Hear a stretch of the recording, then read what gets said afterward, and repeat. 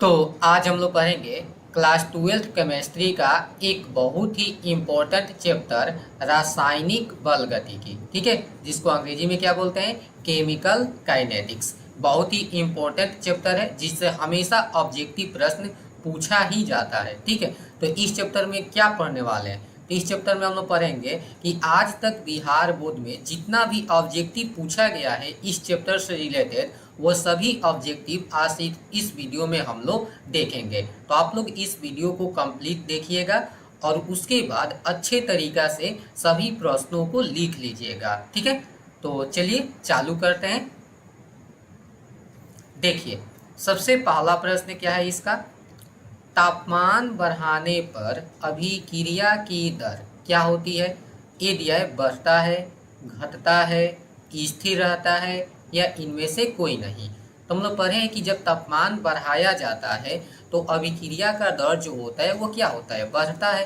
तो ऑप्शन क्या सही है इसका, ऑप्शन ए बिल्कुल सही है। ठीक है, क्यों बढ़ता है, क्योंकि अभिकारक के अणुओं की जो गतिज ऊर्जा है वह बढ़ती है और गतिज ऊर्जा बढ़ने के कारण अभिक्रिया की रेट दर क्या हो जाती है, बढ़ जाती है। तो इस प्रश्न का सही उत्तर था ऑप्शन ए। ठीक है, चलिए आगे चलते हैं।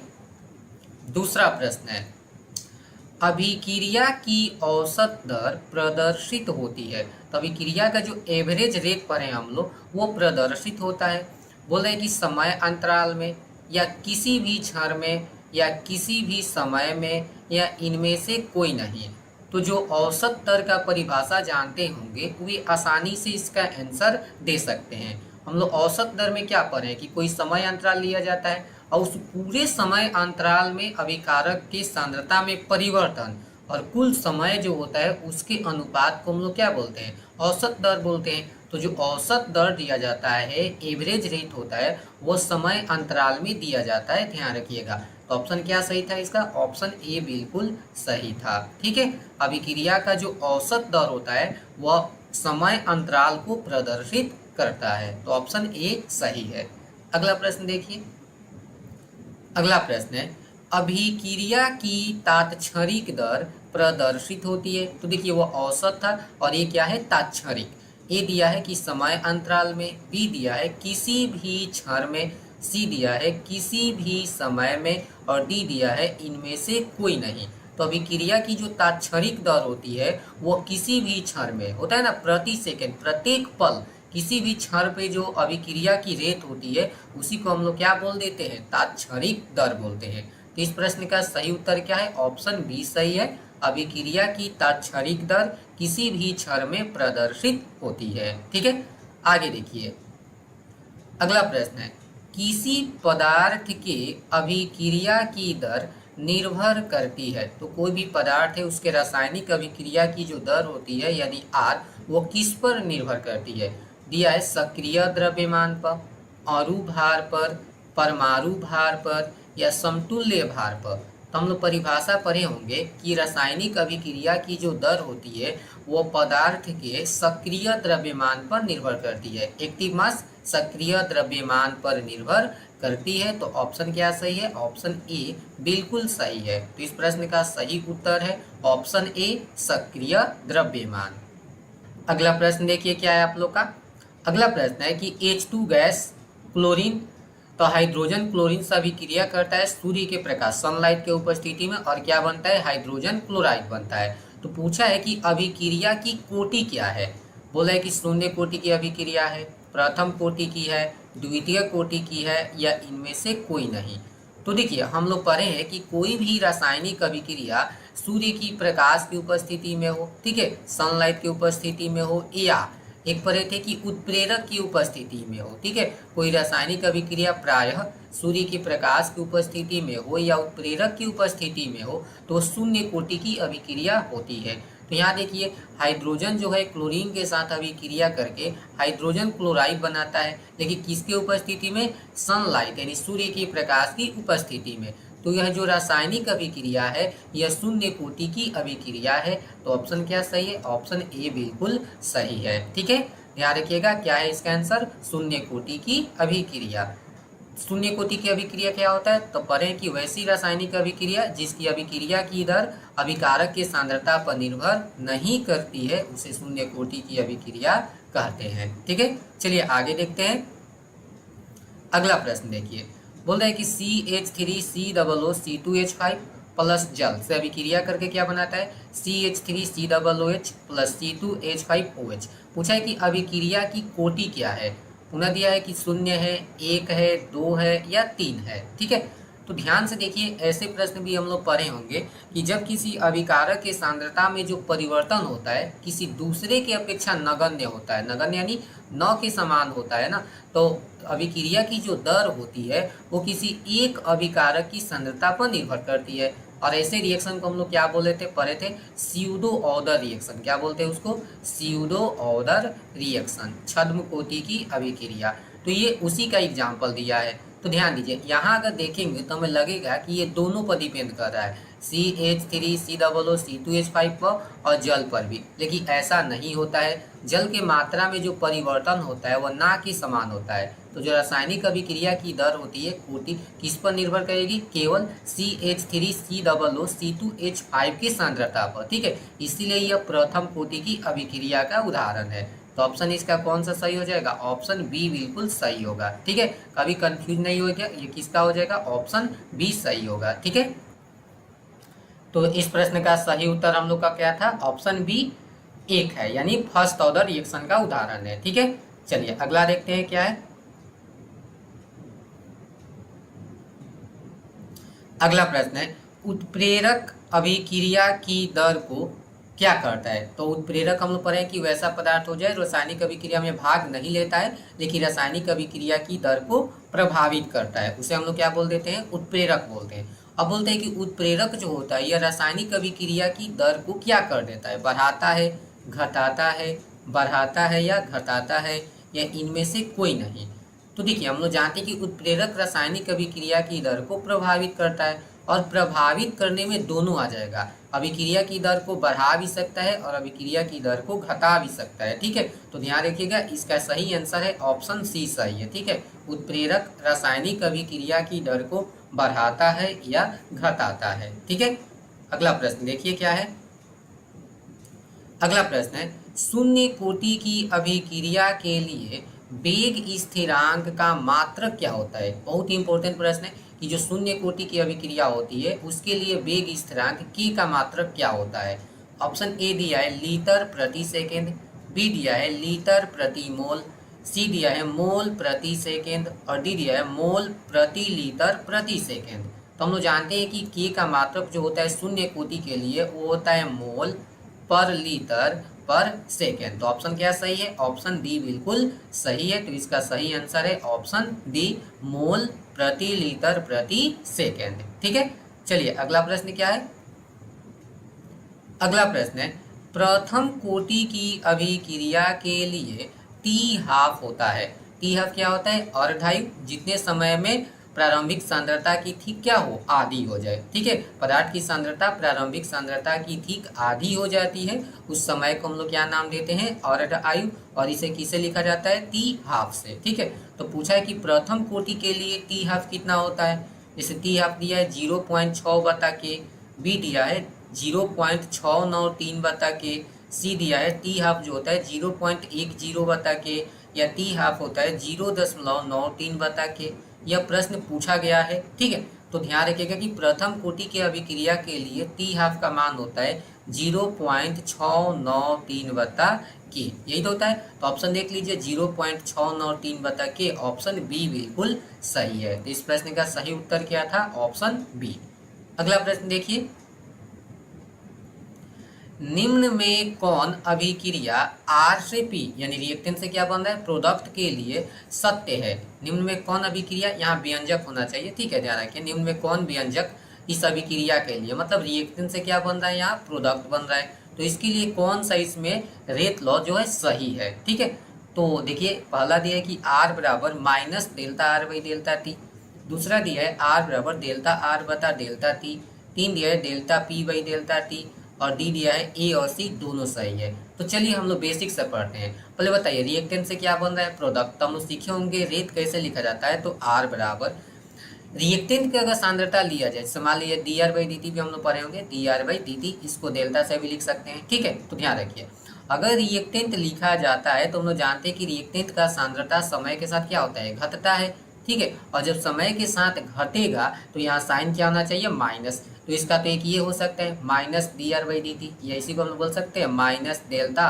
आर की सांद्रता और नीचे क्या हो जाएगा डेल्टा टी। तो ये तो सही है, ठीक है। या इसको लिखने का तरीका एक ऐसा भी है कि आर बराबर ऐसे लिखे, पी से लिखे, तो प्रोडक्ट है, प्रोडक्ट का सांद्रता क्या होता है, बढ़ता है, तो इसके लिए साइन क्या लिखा जाता है, प्लस। तो इसी को हम लोग लिख सकते हैं D P by D T, या इसी को अलग तरीके से ऐसे लिखे तो क्या लिखेंगे, delta P by delta T, ठीक है। तो ये दो तरीका है, दोनों के दोनों सही है। अब ऑप्शन देख लीजिए इसमें कौन सा सही है हम लोग का, minus delta R by delta T, option A भी सही है, ठीक है। बी तो नहीं होगा क्योंकि यहाँ देखिए प्लस है तो ये कभी नहीं होगा।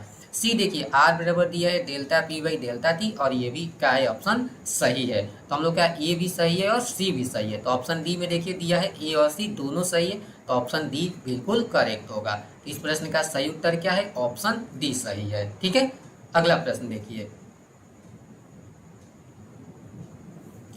अगला प्रश्न है शून्य कोटि की अभिक्रिया के लिए वेग स्थिरांक का मात्रक होता है। तो शून्य कोटि की अभिक्रिया ये पढ़ चुके हैं, दोबारा आ गया। तो क्या पढ़े थे, शून्य कोटि की अभिक्रिया के लिए वेग स्थिरांक होता है मोल प्रति लीटर प्रति सेकेंड। तो ऑप्शन क्या सही था इसका, ऑप्शन डी बिल्कुल सही था, ठीक है। चलिए अगला प्रश्न क्या है, अगला प्रश्न है किसी अभिक्रिया का वेग निम्न प्रकार दिया जाता है तो अभिक्रिया की कोटि क्या होगी। बहुत ही इंपॉर्टेंट प्रश्न, देखिए रेत दिया है के ए के पावर 2 और बी के पावर कितना दिया है 1। तो पूछा है कि अभिक्रिया की कोटि कितनी होगी, 2 होगी, 3 होगी, 4 या 1 होगी, ठीक है। तो चलिए देखते हैं अभिक्रिया का कोटि निकालने का क्या तरीका होता है कि जो रेत में, यहाँ रेत हम लोग दिए कि के ए के सांद्रता का पावर कितना दिया है 2 और बी के सांद्रता का पावर कितना दिया है 1। तो रेत यानी ऑर्डर निकालने का हम लोग तरीका सीखे थे कि ऑर्डर होता है पावर को जोड़ दिया जाता है अभिकारक के सांद्रता पदों के घातांकों का योग। तो यहाँ घातांक कितना है 2 है तो 2 और प्लस बी का घातांक कितना है 1, दोनों को जोड़ दीजिए तो 2 1 कितना हो गया 3। तो अभिक्रिया की कोटि कितनी होगी 3 होगी। तो ऑप्शन कौन सा सही है, ऑप्शन बी। और ये किस प्रकार का रिएक्शन होगा, तो ध्यान रखिएगा होगा थर्ड ऑर्डर रिएक्शन, ठीक है। अभिक्रिया की कोटि 1 हो तो फर्स्ट ऑर्डर रिएक्शन, 2 हो तो सेकेंड ऑर्डर रिएक्शन, 3 हो तो थर्ड ऑर्डर रिएक्शन, और उसी प्रकार 0 हो तो 0 ऑर्डर रिएक्शन होता है, ठीक है। तो इसका सही आंसर क्या था, ऑप्शन बी बिल्कुल सही था, ठीक है। आगे देखिए अगला प्रश्न है किसी अभिक्रिया का वेग निम्न प्रकार दिया जाता है तो अभिक्रिया की कोटि क्या होगी। पुनः वैसा ही प्रश्न है, देखिए रेत दिया है हम लोग का, क्या दिया है ए के पावर कितना दिया है 3/2 इंटू बी दिया है और बी का पावर कितना दिया है 1/2, और क्या पूछा है कि कोटि कितनी होगी। तो ऑप्शन देख लीजिए पहले 2 3 4 या 1। तो अभी निकाल लीजिए ऑर्डर, हम लोग यहाँ पर है कि ऑर्डर बराबर होता है पावर का योग। तो पावर कितना दिया है 3/2 जोड़, यहाँ कितना दिया है 1/2, पता का जोड़ कीजिए लघुत्तम कितना हो गया 2, तो 3 प्लस 1 यानी कितना हो गया 4/2, मतलब कितना हो गया 2। तो अभिक्रिया की कोटि कितनी होगी 2 होगी। ऑप्शन ए बिल्कुल सही है, यह एक सेकेंड ऑर्डर रिएक्शन होगा, 2 है तो क्या होगा सेकेंड ऑर्डर रिएक्शन, ठीक है। अगला प्रश्न देखते हैं, अगला प्रश्न है कि अभिक्रिया H2 + I2 = 2HI की आणविकता क्या होती है। तो हम लोग पढ़े हैं बहुत इंपॉर्टेंट टॉपिक अभिक्रिया की कोटि और एक पढ़े थे अभिक्रिया की आणविकता, ठीक है। ये दोनों बहुत इंपॉर्टेंट है, सब्जेक्टिव में भी पूछा जाता है 2-2 नंबर का, ठीक है। तो इसको रख लीजिएगा ध्यान से। तो ध्यान दीजिए अभिक्रिया की आणविकता क्या होता है, प्रारंभिक पद में क्या सीखे थे, प्रारंभिक पद में एक साथ टक्कर करने वाले अणुओं की संख्या को अभिक्रिया की आणविकता कहते हैं। तो H2 + I2 में देखिए एक यहाँ है, H2 के पहले 1 है और I2 के पहले भी कितना है 1 है, यानी प्रारंभिक पद में कितने अणु एक साथ टक्कर कर रहे हैं, तो 1 और 1 2 अणु टक्कर कर रहे हैं। तो इस अभिक्रिया की आणविकता कितनी होगी 2 होगी, ठीक है। ध्यान रखिएगा अभिक्रिया की आणविकता कितनी होगी 2। तो ऑप्शन क्या सही है इसका, ऑप्शन बी बिल्कुल सही है, ठीक है। चलिए अगला प्रश्न देखते हैं, अगला प्रश्न है दर स्थिरांक का मात्रक निकाला जाता है या दर स्थिरांक का जो मात्रक हम लोग पढ़ते हैं कि मोल पर लीटर प्रति सेकेंड या प्रति सेकेंड किस सूत्र से निकाला जाता है, बहुत ही इंपॉर्टेंट है।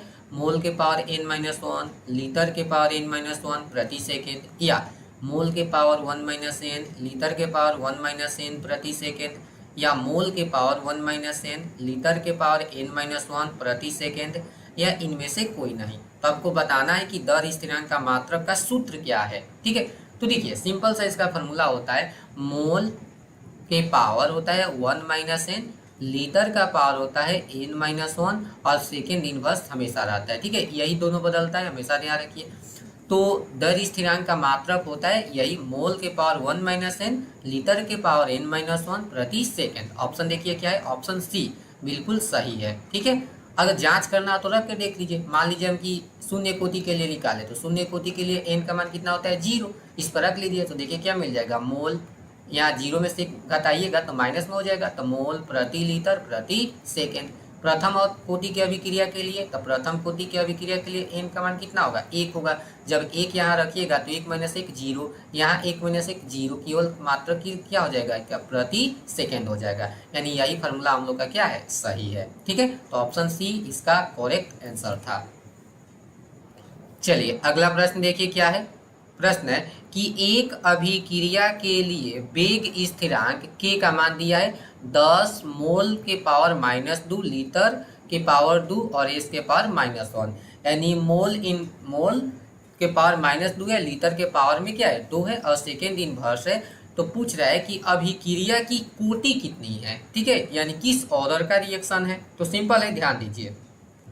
हम लोग मात्रक से अभिक्रिया की कोटि आसानी से पहचान सकते हैं। क्या निकाल लेंगे, अगर हमें n पता चल जाए तो वही क्या होती है, अभिक्रिया की कोटि।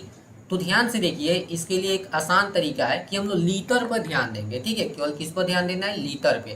तो यहाँ देखिए लीटर के पार कितना दिया है, प्लस में क्या दिया है 2 है। ठीक है, और n का मान निकालने के लिए हम लोग +2 में क्या करेंगे, एक और ऐड कर देंगे तो कितना हो जाएगा 3। हमेशा केवल लीटर पर ध्यान दीजिएगा और उसमें एक जोड़ कर बोल दीजिएगा, वही अभिक्रिया की कोटि होती है। सबसे सिंपल और सुपर ट्रिक है यह। ठीक है, तो यहाँ अगर देखें तो L का पावर कितना था 2, तो ये अभिक्रिया की कोटि कितनी होगी 3 होगी। ठीक है, तो ऑप्शन क्या सही है, ऑप्शन सी बिल्कुल सही है। ठीक है, जैसे मान लीजिए अगर मात्रक दिया होता मोल प्रति लीटर प्रति सेकेंड, मोल प्रति लीटर प्रति सेकेंड, अगर ये मात्रक दिया होता तब पूछता कि किस ऑर्डर का रिएक्शन है। तो देखिए यहाँ लीटर का पावर कितना था, यहाँ -1 था, तो -1 में अगर हम 1 जोड़ेंगे तो कितना हो जाएगा 0। तो ये शून्य कोटि की अभिक्रिया है और हम लोग जानते हैं कि मोल पर लीटर प्रति सेकेंड शून्य कोटि की अभिक्रिया का मात्रक है। बात समझ में आ रहा है ना। यानी हम लोग किसको देखकर देखते ही आंसर बता सकते हैं, लीटर को। लीटर पे जो पावर होगा उसमें एक ऐड करके बोलेंगे। ठीक है, चलिए आगे चलते हैं, देखते हैं। देखिए जैसे यह प्रश्न उसी प्रकार का है कि एक अभिक्रिया के लिए वेग स्थिरांक का मान देखिए दे दिया है 5 मोल के पावर -4, लीटर के पावर 4 और सेकेंड इनवर्स है। तो अभिक्रिया की कोटि कितनी होगी। तो अभी सुपर ट्रिक बताएं क्या कि लीटर का पावर देख लीजिए कितना है, तो लीटर का पावर कितना दिया है 4, तो n का मान कितना हो जाएगा 4 + 1 यानी कितना हो जाएगा 5। यानी ये 5th कोटि की अभिक्रिया है ना, 5वीं ऑर्डर का। तो ऑप्शन क्या सही है, ऑप्शन ए बिल्कुल सही है हम लोग का, ऑप्शन ए होगा 5। ठीक है, चलिए अगला प्रश्न देखते हैं। प्रश्न है शून्य कोटि की अभिक्रिया के लिए k का मान क्या होता है। तो ये फॉर्मूला है कि k बराबर क्या होता है, a - a0/t होता है, या a0 - a/t होता है, या a0/2t होता है, या इनमें से कोई नहीं, नॉन ऑफ दीज। तो देखिए पहले समझ लीजिए कि a0 होता है प्रारंभिक सांद्रता ना, और a होता है अंतिम सांद्रता। ठीक है, तो हम लोग पढ़े कि शून्य कोटि की अभिक्रिया के लिए क्या होता है, k बराबर पढ़े होंगे a0 - a। ठीक है, और बता में क्या होता है t होता है। अब मिला लीजिए कौन सा सही है ऑप्शन, ऑप्शन बी बिल्कुल सही है। तो इसका आंसर सही क्या था, ऑप्शन बी a0 - a/t। ठीक है, चलिए अगला प्रश्न क्या है। अगला प्रश्न है कि शून्य कोटि की अभिक्रिया की अर्ध आयु क्या होती है। शून्य कोटि की अभिक्रिया के लिए t½ निकालना होता है हम लोग का। तो हम लोग व्यंजक इसका निकाल चुके हैं, t½ क्या होता है। तो शून्य कोटि की अभिक्रिया के लिए t½ होता है a0/2 क्या पढ़े होंगे हम लोग, a0/2। ऑप्शन देखिए इसमें कहीं लिखा है, हाँ पहला ऑप्शन है a0/2, तो ये सही हो जाएगा। ये एनथ बाई के गलत है, एनथ बाई 2t ये भी गलत है, इनमें से कोई नहीं, ये भी गलत है। तो सही ऑप्शन क्या है? ऑप्शन ए बिल्कुल सही है। ठीक है, अगला प्रश्न देखिए। अगला प्रश्न है कि शून्य कोटि की अभिक्रिया के लिए सत्य है, यानी शून्य कोटि की अभिक्रिया के लिए कौन सा कथन सत्य है? बोल रहा है कि टी हाफ जो होता है वो एनथ बाई 2 के समानुपाती होता है। अगला दिया है टी हाफ जो होता है वो प्रारंभिक सांद्रता एनथ के समानुपाती होता है, या टी नॉट जो होता है वो एनथ के स्क्वायर के समानुपाती होता है, या टी हाफ जो होता है वो एनथ के 1/2 पावर 1/2 के समानुपाती होता है। तो देखिए सिंपल सा फॉर्मूला है, टी हाफ अभी हम लोग पढ़े कि क्या होता है? ए0/2 के, ए0/2 के। अब यहाँ से अगर हम रिलेशन निकाले तो देखिए निकल जा रहा है कि टी हाफ समानुपाती होता है प्रारंभिक सांद्रता के। ठीक है, तो यही ऑप्शन खोज लीजिए कि टी हाफ डायरेक्टली प्रोपोर्शनल ए0। ऑप्शन देखिए ऑप्शन बी बिल्कुल सही हो जाएगा। ठीक है, तो याद रखिएगा कि शून्य कोटि की अभिक्रिया के लिए जो अर्ध आयु होता है वो प्रारंभिक सांद्रता के समानुपाती होता है। ठीक है, चलिए आगे देखते हैं। अगला प्रश्न है कि प्रथम कोटि की अभिक्रिया के लिए वेग स्थिरांक है, तो प्रथम कोटि की अभिक्रिया के लिए के का व्यंजक क्या है? तो देखिए जब भी ऐसा प्रश्न है सबसे पहले आप जो जानते हैं फॉर्मूला उसको लिख लीजिए, उसके बाद ऑप्शन से मिला लीजिएगा, क्योंकि ये तो बदलता नहीं है। तो के का फॉर्मूला वो क्या पढ़े थे? पढ़े होंगे 2.303 बाई टी लॉग a0/a, यही ना पढ़े थे। बस अब मिला लीजिए इसको, कहीं ऑप्शन में कहीं ना कहीं जरूर होगा। ठीक है, तो देखिए 2 के बराबर 2.303/t लॉग a0/a, पहला ऑप्शन ही सही हो जाएगा। चलिए और भी देख लेते हैं। 2.303/t लॉग a/a0 ये गलत होता है। 2.303/2t, 2t तो होता नहीं है, ये भी गलत है, और इनमें से कोई होगा ही नहीं। सिंपल, तो इसका सही आंसर क्या था? ऑप्शन ए ही बिल्कुल सही आंसर था। ठीक है, चलिए आगे देखिए। दिया कि प्रथम कोटि की अभिक्रिया के अर्ध आयु कितनी होती है? तो प्रथम कोटि की अभिक्रिया के लिए अर्ध आयु अपने से लिखिए पुनः पहले। टी हाफ क्या पढ़े थे? 0.693, और बता में क्या होता है कि अब ऑप्शन से मिला लीजिए, कहीं लिखा होगा। टी हाफ a0/2 के नहीं होता है, ये शून्य कोटि के लिए होता है। टी हाफ 0.693 बता के यही सही है हम लोग का। तो ऑप्शन क्या सही है? Option B. बाकी ऑप्शन ये दोनों क्या है? गलत है। ठीक है, तो ऑप्शन बी सही है। अगला प्रश्न क्या है? दिया है किस प्रकार के अभिक्रिया के दर का निर्धारण होता है? तो हम लोग पढ़े होंगे कि रासायनिक अभिक्रिया कितने प्रकार की होती है? 3 प्रकार की होती है। तीव्र रासायनिक अभिक्रिया, मंद गति रासायनिक अभिक्रिया, और एक होता है मृदु गति रासायनिक अभिक्रिया। तो बोल रहा है कि किस प्रकार की अभिक्रिया का रेट हम लोग निकाल सकते हैं। ठीक है, तो थ्योरी में हम लोग पढ़े कि तीव्र अभिक्रिया हो तो उसका रेट नहीं निकाला जा सकता है, तो तीव्र अभिक्रिया की रेट ज्ञात नहीं कर सकते हैं। मंद गति की अभिक्रिया हो उसका भी रेट नहीं निकाल सकते हैं। हम लोग केवल मॉडरेट रिएक्शन जो मृदु अभिक्रिया होती है उसी का रेट का निर्धारण कर सकते हैं। तो ऑप्शन क्या सही है? ऑप्शन सी बिल्कुल सही है। ठीक है, ध्यान रखिएगा केवल मृदु गति अभिक्रिया का ही रेट का निर्धारण किया जा सकता है। तो ऑप्शन सी बिल्कुल सही है। अगला प्रश्न क्या है? अगला प्रश्न है अभिक्रिया की दर का मात्रक होता है। तो अभिक्रिया की दर का मात्रक क्या होता है? ऑप्शन देखिए, मोल प्रति लीटर, मोल प्रति लीटर सेकेंड, या मोल प्रति लीटर प्रति सेकेंड, या इनमें से कोई नहीं।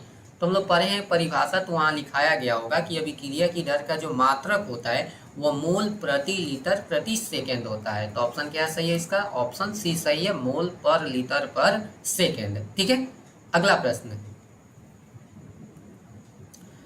अभिक्रिया की दर प्रभावित होती है। तो अभिक्रिया की जो रेट होती है वो किससे प्रभावित होती है? ऑप्शन ए दिया है तापमान से, बी दिया है उत्प्रेरक से, डी दिया है पृष्ठीय क्षेत्रफल से, और डी है इनमें से सभी से। तो रासायनिक अभिक्रिया की जो दर होती है वो तापमान से प्रभावित होती है, हाँ तापमान बढ़ाने पर बढ़ती है।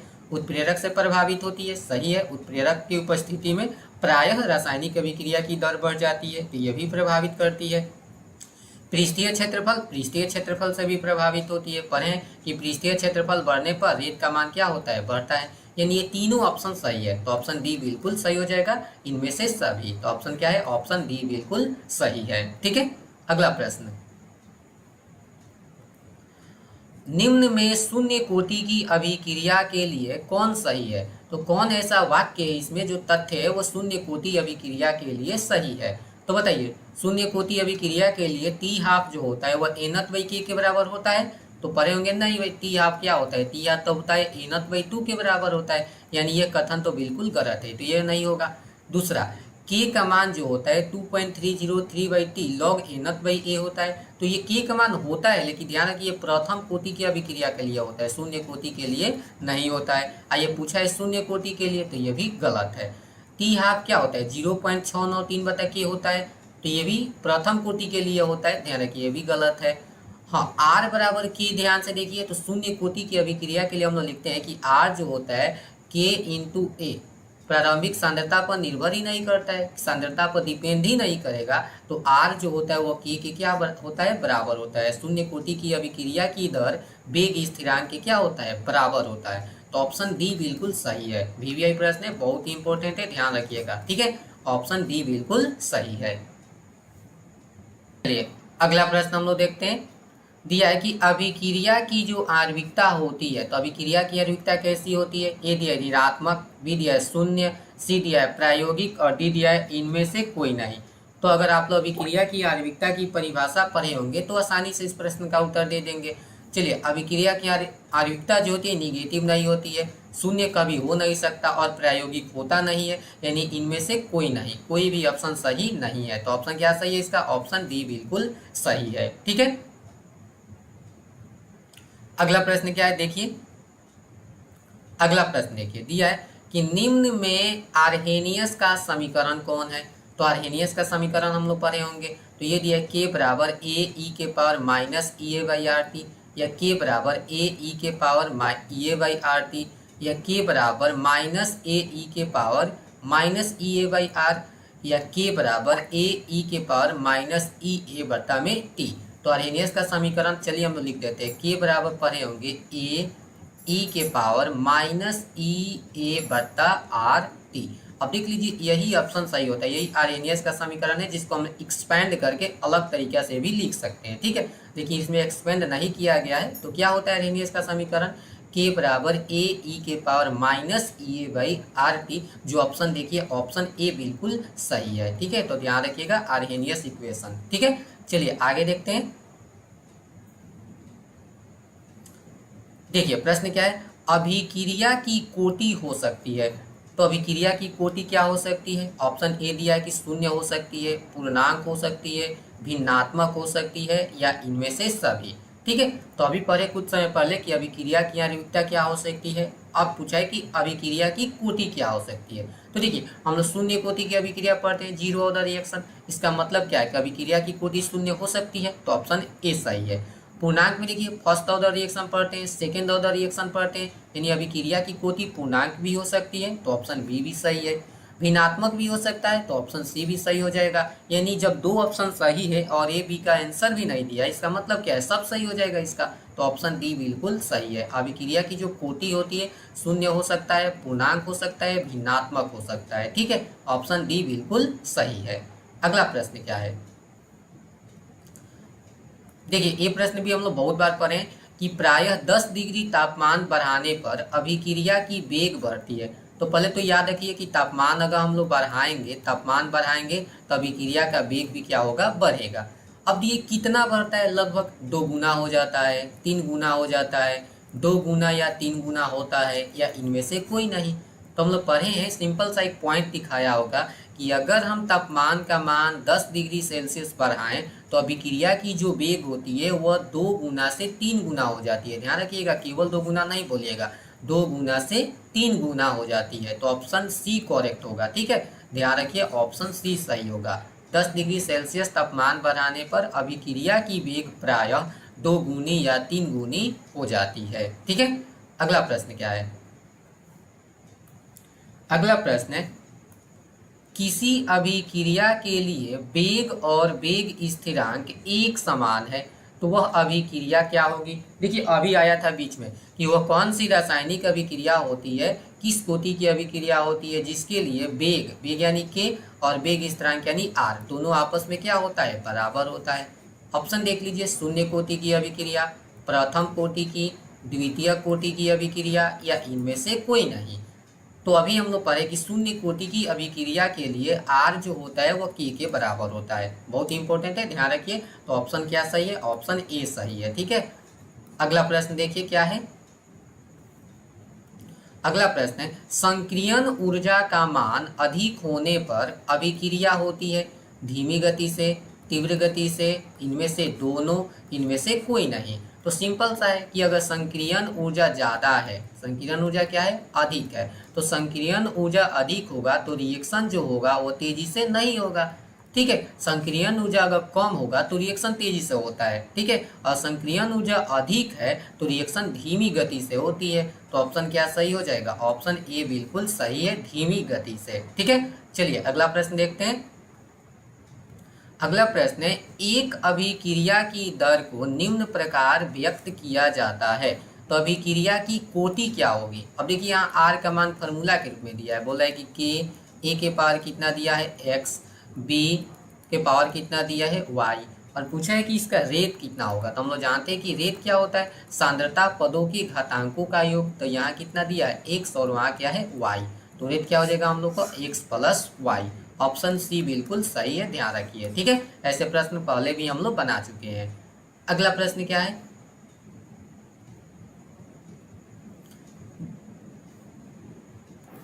अगला प्रश्न देखिए क्या है हम लोग का, दिया है किसी रासायनिक अभिक्रिया की दर समय के साथ, यानी रासायनिक अभिक्रिया की दर जो होती है वो समय के साथ क्या होती है, बढ़ती है, घटती है, स्थिर रहती है, या इनमें से कोई नहीं। तो देखिए क्या होता है कि रासायनिक अभिक्रिया में रिएक्टेंट से क्या बनता है, प्रोडक्ट बनता है, और जैसे जैसे समय बीतता जाता है रिएक्टेंट की मात्रा क्या होती है, घटती है। रिएक्टेंट की सांद्रता, अभिकारक की सांद्रता क्या होती है, घटती है। और जब अभिकारक की सांद्रता घटती है तो रासायनिक अभिक्रिया की दर भी क्या होती है, घटती जाती है। तो ध्यान रखिएगा कि समय के साथ रासायनिक अभिक्रिया की दर घटती है, यानी ऑप्शन बी बिल्कुल सही है। ठीक है, तो देखिए अब हम लोग देखेंगे प्रश्न संख्या 36। निम्न में एक शून्य कोटि की अभिक्रिया A प्लस बी बराबर सी के लिए कौन सही है। यानी एक अभिक्रिया हो रही है A प्लस बी और क्या बन रहा है, मिलकर सी बन रहा है। लेकिन बोल दिया कि ये शून्य कोटि की अभिक्रिया है, तो इसके लिए कौन सा व्यंजक सही है। आर बराबर के ए के सांद्रता के पावर 1, बी के सांद्रता के पावर 0, आर बराबर के ए के सांद्रता के पावर 0, बी के सांद्रता के पावर 1, आर बराबर के ए के सांद्रता के पावर 1, बी के सांद्रता के पावर 1, या आर बराबर 0 के ए के सांद्रता के पावर 0, बी के सांद्रता के पावर 0। इसमें कौन सही है। तो सिंपल सा है, अगर शून्य कोटि की अभिक्रिया है तो ए की सांद्रता और बी की सांद्रता पर निर्भर नहीं करेगी। तो जो रेट होगा वह क्या होगा, के ए के सांद्रता के पावर क्या होना चाहिए 0, बी के सांद्रता के पावर क्या होना चाहिए 0, तभी ना अभिक्रिया की कोटि 0 प्लस 0 कितना होगा, 0 होगा। तो इसका पहचानने का बहुत तरीका है। यहाँ से कोटि निकालिएगा तो कितना आएगा 1, यहाँ से कोटि कितना निकालिएगा 1, यहाँ से कोटि कितना आ जाएगा 2, और यहाँ से कोटि कितना आ जाएगा 0। तो इस प्रकार भी हम लोग पहचान सकते हैं। तो ऑप्शन क्या सही है, ऑप्शन डी बिल्कुल सही है। ठीक है, शून्य कोटि की अभिक्रिया है तो उसकी ऑर्डर भी कितना होना चाहिए, शून्य होना चाहिए। तो ऑप्शन डी बिल्कुल सही है।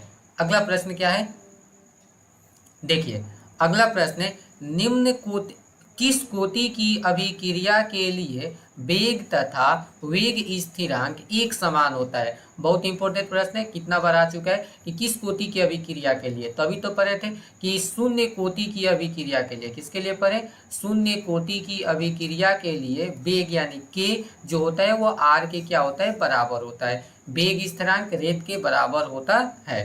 तो ऑप्शन देख लीजिए, प्रथम कोटि, द्वितीय कोटि, तृतीय कोटि, कोई नहीं है, सब गलत है। तो ऑप्शन क्या हो जाएगा, ऑप्शन डी, इनमें से कोई नहीं। शून्य कोटि की अभिक्रिया के लिए ही आर जो होता है वो के बराबर होता है। ठीक है, चलिए अगला प्रश्न क्या है,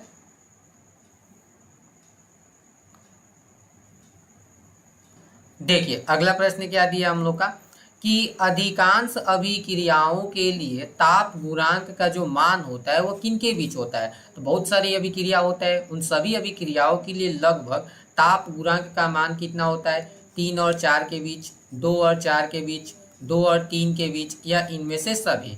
तो ध्यान रखिए, बहुत ही इंपॉर्टेंट प्रश्न है। सभी प्रकार की अभिक्रियाओं के लिए प्रायः ताप गुणांक का मान 2 से 3 के बीच होता है। ठीक है, 2 और 3 के बीच होता है। तो ऑप्शन क्या सही है, ऑप्शन सी बिल्कुल सही है। ठीक है, चलिए अगला प्रश्न क्या है, अगला प्रश्न है कि अभिक्रिया ए से बी, देखिए ए से क्या बन रहा है, बी बन रहा है, इसके लिए रेत लो लिखा है कि minus D A by D T जो किसके बराबर है, 2 into D B by D T के। तो पूछ रहा है कि इसके लिए वेग नियम कौन सा सही है इसमें। चलिए इसको हम पहले लिख कर देखते हैं। माइनस में क्या दिया है, D A by D T दिया है, ठीक है, और बराबर क्या हो गया, 2 डी बी बता डी टी। ठीक है, अब इसको ध्यान से समझिए, हम लोग क्या कर दे रहे हैं, इस 2 को यहाँ ला दीजिए तो ये हो जाएगा माइनस 1/2 डी बी बता डी टी। ठीक है, ऐसे लिख दीजिए, और बराबर में क्या हो जाएगा, यहाँ डी बी बता डी टी, यहाँ D A by D T होगा, क्या है, D A by D T. चलिए अब इसको हम लोग जानते हैं कि जो ये सामने होता है ना, बता में होता है, ये क्या चला आता है, सामने आ जाता है। तो इसको जब रेत के रूप में लिखिएगा ना तो ऐसे हो जाएगा डी ए बता डी टी, ठीक है, इंटू बराबर हो जाता है के ए के पावर, ये जो मतलब सामने होता है, नीचे बता में होता है, किस में बन जाता है, पावर में चला जाता है। तो ए के पावर कितना हो जाएगा, 2। तो ऐसा ऑप्शन खोज लीजिए, D A by D T बराबर के ए का स्क्वायर। तो D A by D T minus में है तो ये तो होगा नहीं, यहाँ ए के पावर 1 है, ए का स्क्वायर होना चाहिए, D A by D T के ए का स्क्वायर। ऑप्शन बी बिल्कुल सही है। ठीक है, तो ध्यान रखिएगा इस प्रश्न का सही आंसर था ऑप्शन बी। अगला प्रश्न देखिए क्या है। अगला प्रश्न है कि प्रथम कोटि की अभिक्रिया का अर्ध आयु 10 मिनट है, तो पूछा है कि वेग स्थिरांक कितना होगा। तो प्रथम कोटि की अभिक्रिया के लिए अर्ध आयु तो दे दिया है 10 मिनट, तो वेग स्थिरांक यानी टी हाफ हम लोग को दिया है 10 मिनट, तो वेग स्थिरांक पूछा है कि के कितना होगा। तो हम लोग पढ़े होंगे कि टी हाफ क्या होता है, टी हाफ का फॉर्मूला होता है 0.693, और बता में क्या होता है के, तो यहाँ से के निकाल सकते हैं, के बराबर होगा 0.693, और नीचे कितना हो जाएगा, टी हाफ यहाँ चला आएगा, के यहाँ चला जाएगा, मान रख दीजिए 0.693, और बता में देखिए टी हाफ का मान कितना दिया है, 10 मिनट दिया है, तो यहाँ रख दीजिए 10। अब इसको कैंसिल कीजिएगा तो ये कितना आ गया, एक अंक दशमलव और इधर आएगा तो होगा 0.0693 मिनट इनवर्स, जो समय होगा उसका इनवर्स बन जाएगा। तो 0.0 ये तो होगा नहीं, 0 पॉइंट ये भी नहीं होगा, 0.0693 मीटर मिनट इनवर्स। तो ऑप्शन क्या सही है, ऑप्शन सी बिल्कुल सही है। तो इस प्रश्न का सही उत्तर क्या था, ऑप्शन सी। अगला प्रश्न देखिए। अगला प्रश्न है कि प्रथम कोटि की अभिक्रिया का वेग स्थिरांक 10⁻⁻2 प्रति मिनट है, यहाँ मात्रा क्या होना चाहिए, प्रति मिनट है। तो अभिक्रिया की अर्ध आयु क्या होगी। तो अब की देखिए के का मान दे दिया है, के का मान कितना दिया है, 10⁻⁻2 मिनट इनवर्स। ठीक है, और क्या पूछा है, टी हाफ कितना होगा। तो अभी तो फॉर्मूला पर है कि टी हाफ बराबर क्या होता है, हम लोग 0.693, और बता में क्या होता है के, तो इस पर रख दीजिए 1/2, तो 0.693, और के का मान कितना दिया, 10⁻⁻2, 10⁻⁻, ऊपर जाएगा तो 100 हो जाएगा, तो गुना कीजिएगा तो ये कितना आएगा, 69 पॉइंट कितना आ जाएगा, 3 मिनट आ जाएगा। ठीक है, तो ऑप्शन देखिए 0.693 मिनट गलत है, 0 पॉइंट ये भी गलत है, ये भी गलत है, इसमें ऑप्शन कोई सही ही नहीं है। ठीक है, तो एक काम कीजिए, इसको हम लोग मिटा दे रहे हैं, इसे यहाँ 69.3 कर दे रहे हैं, और ऑप्शन ए क्या मान दे रहा है, सही है। ऐसे ऑप्शन सब के सब गलत है। नियम के अनुसार क्या होना चाहिए, 10⁻⁻2 ऊपर जाएगा तो 69 पॉइंट कितना आएगा, 3। देखिए बना कर भी देख रहे हैं, तो ऑप्शन ए सही मान लीजिए, और ध्यान से देखिए ये 69 पॉइंट कितना लिखा है, 3 लिखा है। ठीक है, तो चलिए इसका आंसर हम लोग मान लेते हैं, ऑप्शन ए सही है। ठीक है, चलिए अगला प्रश्न देखिए। अगला प्रश्न है कि अभिक्रिया 4a से p के लिए a का जो सांद्रण है 1 मिनट में 13m से 1m हो जाता है, तो दर क्या होगा। ठीक है, तो ध्यान से रखिए कि यह अभिक्रिया हो रही है, हाँ ये अभिक्रिया नहीं दिया है, ध्यान रखिएगा शून्य कोटि की अभिक्रिया है, इसको मान के चलते हैं, इसको शून्य कोटि की एक अभिक्रिया है। 4a से p के लिए a का जो सांद्रता है वह 1 मिनट में 13m से कितना हो जा रहा है, 1m हो जा रहा है। तो पूछ रहा है कि रेत कितना होगा। तो हम लोग जानते हैं कि जो रेत होता है वो क्या होता है, अंतिम सांद्रता माइनस प्रारंभिक सांद्रता, और बता में क्या लिखते हैं, समय, और जो यहाँ गुणांक होता है ये क्या चलता है, बता में चल जाता है। ठीक है, ध्यान रखिएगा। तो देखिए अंतिम सांद्रता इसमें कितना हो गया, 13m, तो 13 माइनस में क्या रख दीजिए, कितना था पहले 1, कितना समय लगा, कितना मिनट में हो रहा है ये 1 मिनट में, तो यहाँ कितना हो गया 1 मिनट में। ठीक है, और गुना में कितना हो जाएगा, 4 है, तो ये हमेशा ध्यान रखिएगा 1 बटा कितना होगा, 4 होगा। तो r बराबर कितना हो जाएगा, 13 में से गया 12 गुना 1/4, तो 4 3 कितना हो गया 12, तो r का मान कितना हो जाएगा आपका 3 हो जाएगा। तो ऑप्शन देखिए ऑप्शन ए बिल्कुल सही था। ठीक है, हमेशा याद रहे कैसे कैलकुलेट करेंगे, अंतिम सांद्रता माइनस प्रारंभिक सांद्रता। ठीक है, और बटा में क्या लिख दीजिएगा, समय, और गुना में मान लीजिए अगर प्रोडक्ट होगा तो प्रोडक्ट के कोफिशिएंट से भाग कीजिएगा, और अभिकारक होगा तो अभिकारक के कोएफिशिएंट से भाग दीजिएगा। तो यहाँ ए के सामने कितना था 4, तो हम लोग 4 से क्या किए, भाग कर दिए। ठीक है, चलिए इसी प्रकार देखेंगे अगला प्रश्न क्या है। अगला प्रश्न है कि अभिक्रिया 2A से P के लिए A की सांद्रता 10 मिनट में, देखिए 0.5 से कितना हो जा रहा है, 0.4 हो जा रहा है। तो बोल रहा है कि रेट क्या होगा इसका, तो पुनः वही नियम लगाइए, 0.5 बड़ा वाला में से घटा दीजिए, 0.5 माइनस कितना है 0.4, तो 0.4 कितना समय लग रहा है 10 मिनट, तो नीचे क्या हो गया 10। ठीक है, और ध्यान से बताए क्या कि देखिए क्या दिया है, ए के बारे में दिया है ना, ए की सांद्रता, तो ए के सामने कितना है 2, तो 2 से क्या करना पड़ेगा, हम लोग का भाग करना पड़ेगा, तो 1/2।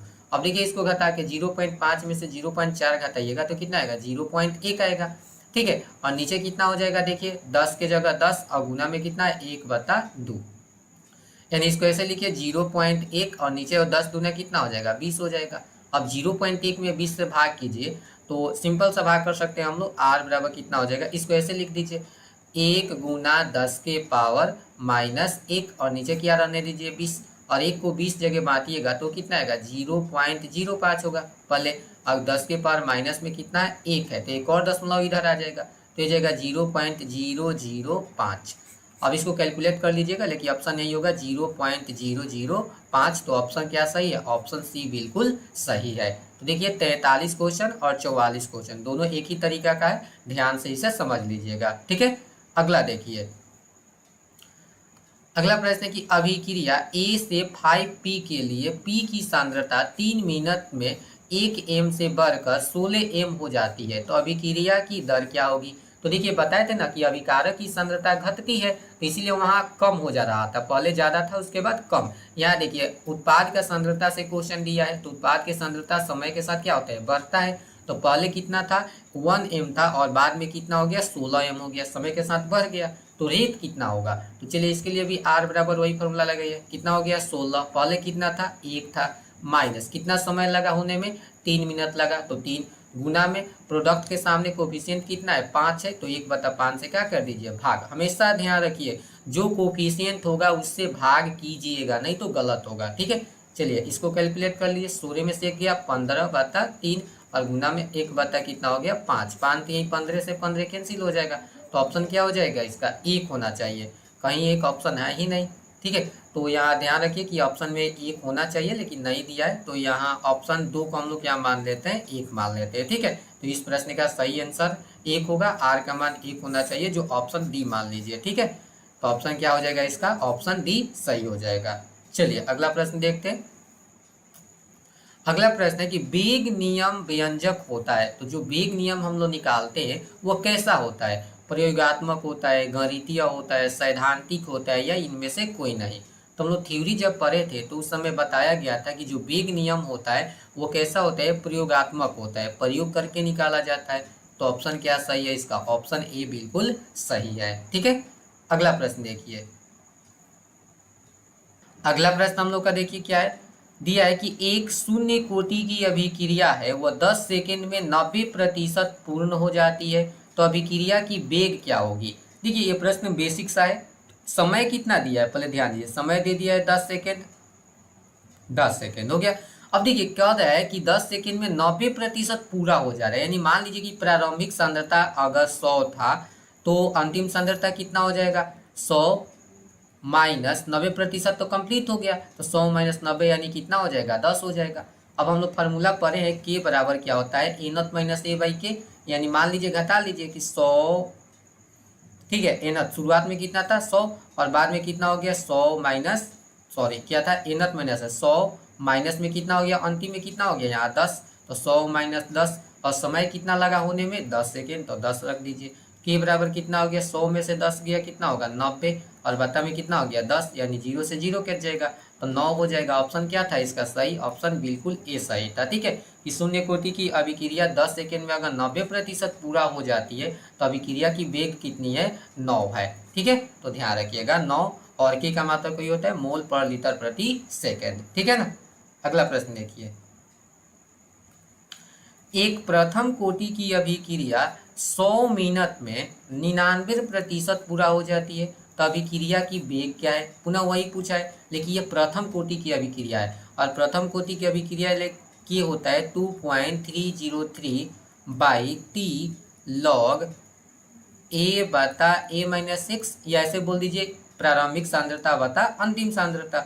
इस पर रखिए के बराबर 2.303, टी का मान कितना दिया है देखिए, टी कितना दिया है, प्रथम कोटि की अभिक्रिया 100 मिनट में, तो यहाँ कितना हो जाएगा 100 इंटू लॉग, देखिए ए शुरुआत में मान लीजिए कितना था, सांद्रता कितना था 100 और 99% पूरा हो गया, तो 100 था 99% पूरा हो गया, तो अंत में कितना बचा रहेगा, एक ही ना बचेगा। ध्यान से देखिए, शुरुआत में हम लोग का एनत कितना था 100 था और बोल रहा है कि 99% कंप्लीट हो गया, तो अंतिम सांद्रता हम निकाले तो कितना होगा, एक होगा, तो उसी को रख दीजिए एनत बाई ए। चाहे यहाँ से भी देख लीजिए, ए कितना था 100, कितना कंप्लीट हो गया 99, तो फिर भी कितना बचा एक, तो कैसे भी आप निकालिएगा ना तो वही आएगा, ठीक है। तो 2.303 बाई 100 लॉग 100 बता 1। अब इसको हल कीजिए, के जगह के 2.303 और बता में कितना हो गया 100 गुना ये लॉग, देखिए 100 लॉग 100 का मान पढ़े होंगे आप लोग, लॉग 100 को हम लिख सकते हैं 10 के स्क्वायर यानी 2 लॉग 10,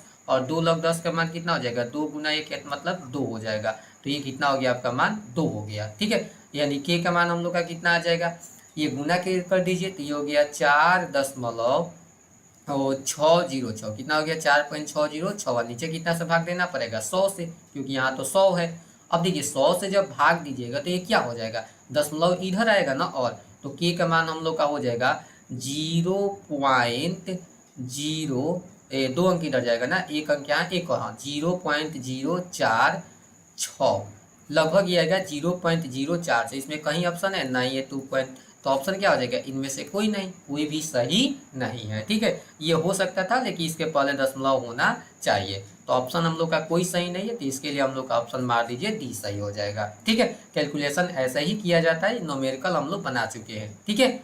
चलिए अगला प्रश्न देखते हैं।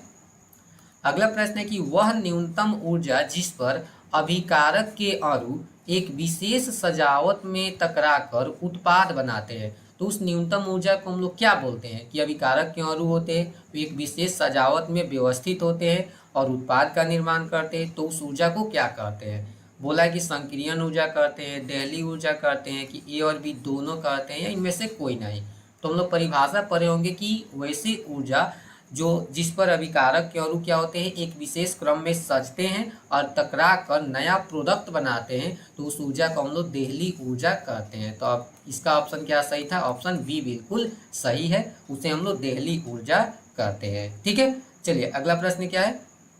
अगला प्रश्न हम लोग का है कि सामान्य ऊर्जा को छोड़कर वह अतिरिक्त न्यूनतम ऊर्जा जिस पर अभिकारक के अणु एक विशेष सजावट में टकराकर उत्पाद बनाते हैं, तो उस ऊर्जा को क्या बोलते हैं। तो अभी ध्यान से समझिए, सामान्य ऊर्जा को छोड़कर, तो सामान्य ऊर्जा को छोड़कर अभिक्रिया कराने के लिए जितना बाहर से ऊर्जा की आवश्यकता होती है उस ऊर्जा को हम लोग संक्रियन ऊर्जा कहते हैं। ध्यान रखिएगा, उसको क्या बोलते हैं, संक्रियन ऊर्जा। ऑप्शन क्या सही है, ऑप्शन बी सही है, ठीक है। चलिए इसको हम समझते हैं। मान लीजिए कि यहाँ कोई उत्पाद है, ठीक है, उत्पाद नहीं एक रिएक्टेंट है, ठीक है, और या इसको किस में बदल देना है, उत्पाद में बदलना है। तो सोचिए कि रिएक्टेंट के पास पहले ऊर्जा कितना है 5 जूल ऊर्जा है, ठीक है, और इसको अभिक्रिया करने के लिए 100 जूल ऊर्जा की आवश्यकता पड़ेगी, ठीक है। तो है इसके पास कितना 5 जूल और जरूरत कितना है 100 जूल, तो बाहर से कितना ऊर्जा देना पड़ेगा इसके 95 जूल। तो जो ये बाहर से ऊर्जा दी जा रही है ना 95 जूल, यही ऊर्जा किसका काम करता है, संक्रियन ऊर्जा का, ठीक है। और 5 प्लस 95 ये दोनों मिला दिया जाए तो यह ऊर्जा किसका काम करेगा, देहली ऊर्जा का। तो ध्यान रखिए, कुल ऊर्जा देहली ऊर्जा, अतिरिक्त ऊर्जा संक्रियन ऊर्जा होगा, ठीक है। तो इस प्रकार आज हम लोग क्या पढ़े, केमिकल काइनेटिक्स का कंप्लीट ऑब्जेक्टिव पढ़े। ये सभी प्रश्न बिहार बोर्ड में आ चुके हैं, तो आप लोग इसे कंप्लीट तैयारी कर लीजिएगा और अच्छे तरीक़ा से याद कर लीजिएगा, ओके।